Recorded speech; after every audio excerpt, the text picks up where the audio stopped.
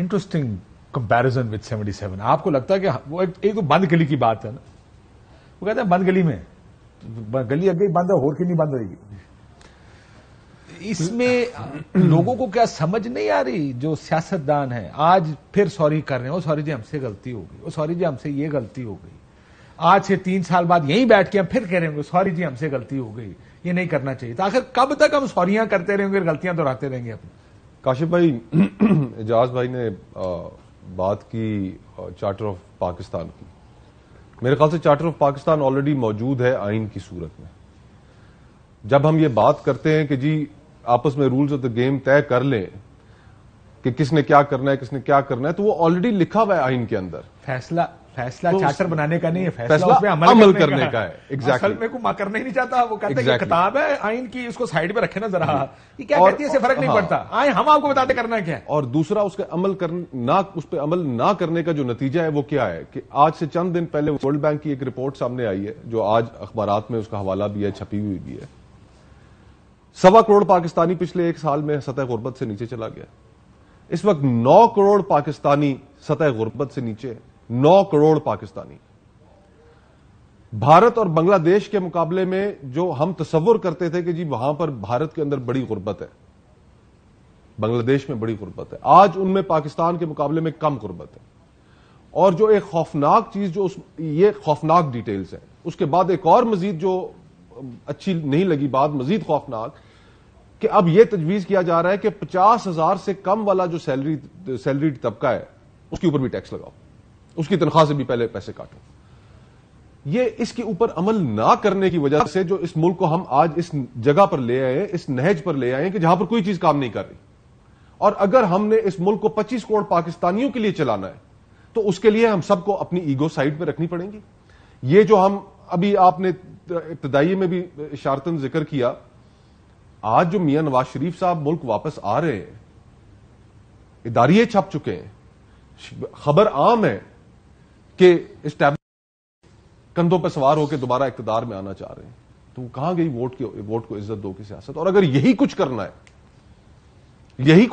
ہے تو پھر سیاست کا مقصد کیا رہے گا؟ عوام کی تو اہمیت ہی نہیں ہے. یہی مقصد ہے. But the point is the country is not working. اور سوری ہوگی نا 4 سال 5 سال بعد. کاشف, اب ہم اس سٹیج پہ نہیں رہ گئے کہ جہاں پر ہمیں خدا نہ کرے میرے منہ میں خاک کے اس کے بعد ہم سوری کر بیٹھنے کی بھی پوزیشن میں اور کہیں کہ جی ہم سے آج سے 4 سال پہلے غلط ہو گیا تھا. لندن ہے نا یار, اس ملک کے لوگ یار دا پوائنٹ نہیں, ہم سب نے بھگتنا ہے, ہم سب نے بھگتنا ہے. آپ کے پاس بھی کوئی باہر کی نیشنلٹی نہیں ہے, میرے پاس بھی نہیں ہے, اب اعجاز صاحب کے پاس بھی نہیں ہوگی.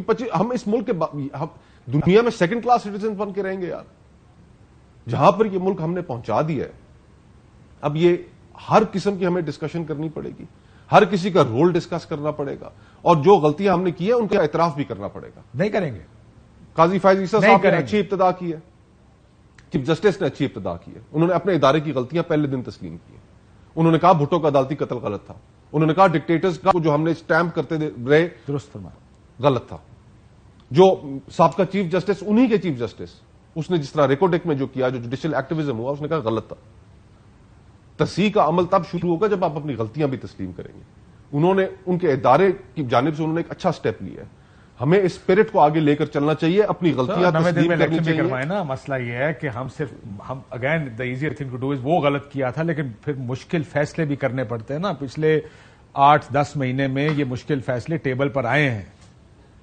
جب کہا گیا ہم سیکورٹیاں نہیں دیں گے, ہم پیسے کوئی نہیں دیں گے, کسی نے کھڑے ہو کے فیصلے کرنے تھے. دیکھیں نا, کرنے کی ضرورت کیا ہے, ایک ہی فیصلہ کرنے کی ضرورت ہے. وہ تو الیکشن کرانا فیصلہ ہی ہوتا ہے نا. ایگزیکٹلی. الیکشن کے بارے میں کیا کہتے ہیں کہ وہ لوگوں کے جو جھگڑے ہوتے ہیں, ان جھگڑوں کو ختم کرنے کا سب سے بڑا ذریعہ ہے اگر وہ فری اینڈ فیئر ہو.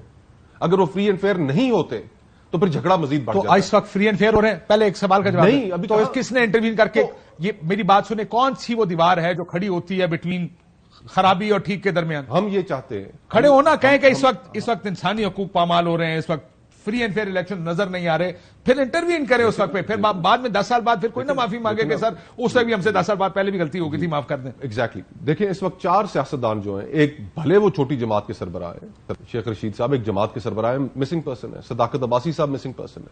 ڈار صاحب مسنگ پرسن ہے. فاروق حبیب صاحب مسنگ پرسن ہے. ایک ٹی وی انٹرویو میں نان مسنگ ہو گئے. اچھا چلے, بہت اچھی بات ہے اگر نان مسنگ ہو گئے, بہت اچھی بات ہے.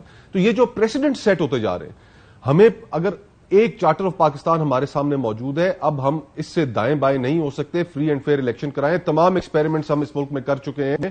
ان ایکسپیریمنٹس کے باوجود یہ ملک کسی جگہ نہیں پہنچ سکا. اب اگر صرف ایک ایکسپیریمنٹ باقی رہ گیا اس ملک میں کرنے کے لیے تو وہ ہے فری اینڈ فیئر الیکشنز. عوام پہ اعتبار کریں, انہیں فیصلہ کرنے دیں. ہم سیکھتے کیوں نہیں ہیں؟ جہاں صاحب میں بریک لے لوں. اصل سوال یہ ہے کہ سب کو پتا ہے کہ مسئلہ کیا ہے. سب کو پتا ہے 70 سال سے مسئلہ کیا ہے. 70 سال سے سب بتا رہے ہیں کہ یہ پرابلم ہے. انٹرفیئرنس چھوڑیں, لوگوں کے اوپر چھوڑیں, لوگ فیصلے کریں, آزاد طریقے سے فیصلہ کرنے دیں, تبھی یہ ملک ٹھیک ہو سکتا ہے.